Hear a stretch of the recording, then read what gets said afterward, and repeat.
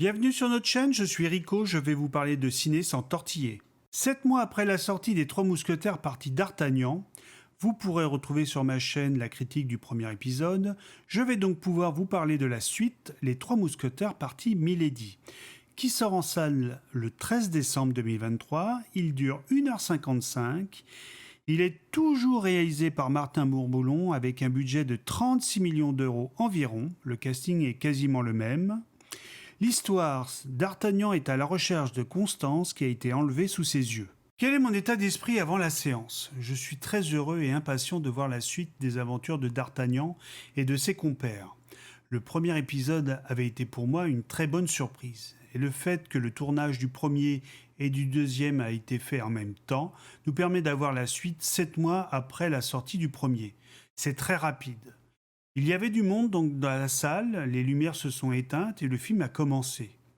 On a eu droit à un résumé pour ceux qui n'avaient pas vu le premier épisode, ce que je trouve à notre époque sans intérêt car franchement, tu n'es pas obligé de voir le premier pour comprendre le deuxième. Il y a maintenant tellement de films où que l'on raconte la genèse des personnages après la sortie de plusieurs films, comme Indiana Jones ou par exemple Hannibal.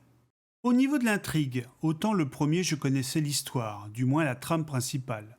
Autant le deuxième je partais en terre inconnue. Je me suis laissé embarquer par l'histoire qui est bien construite et s'enchaîne parfaitement bien. Elle est ponctuée aussi par moments d'humour et de phrases bien tournées. Les décors sont toujours aussi beaux, bien choisis et agrémentés de cadrages larges en plaine ou en forêt qui donnent la sensation de voir de magnifiques tableaux. L'histoire ne respecte pas forcément le livre. Oui, j'avoue, je suis allé faire un petit tour sur Wikipédia. Mais ce n'est pas grave. L'esprit du livre est là.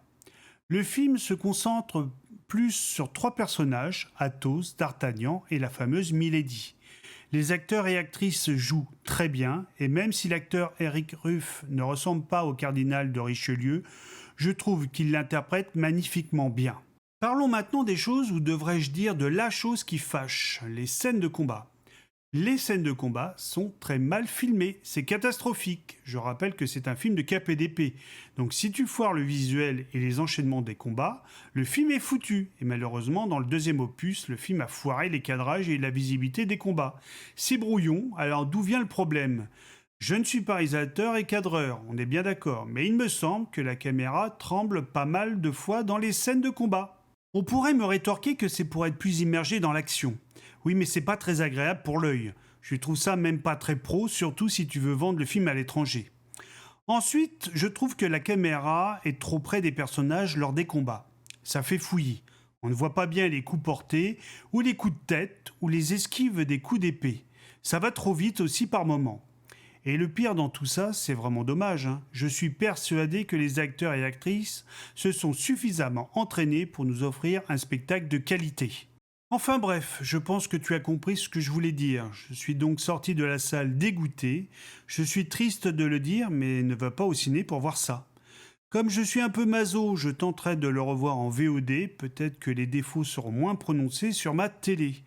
Enfin, un conseil pour les producteurs, si vous aviez envie de faire un 3e opus, bande de petits rigolos, j'insiste, il faut que le réalisateur revoie sa copie pour les combats. C'était Rico, merci de m'avoir écouté, vous pouvez cliquer sur le petit pouce bleu, ça me ferait plaisir, et encore merci à nos abonnés.